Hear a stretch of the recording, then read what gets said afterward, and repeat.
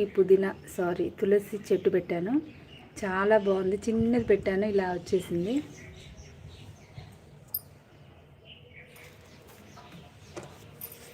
Next దీన్ని కలబంద రణపాల చెట్టు అంటారు.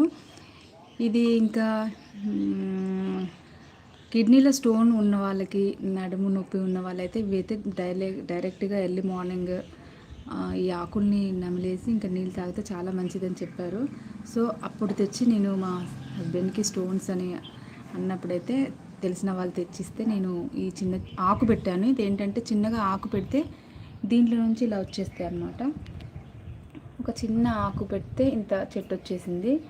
ఇది సైడ్ నుంచి ఇంకొకటి వస్తుంది చూడండి. ఇదైతే డైరెక్ట్ నమిలి తినేసి వాటర్ తాగితే కిడ్నీలో స్టోన్స్ ఉన్నా, మనకు బాడీలో హీట్ కానీ, కిడ్నీలో స్టోన్స్ కానీ, ఇంకా బ్యాక్ పెయిన్ ఇలాంటివన్నీ కూడా పోతాయంట. రణపాల చెట్టు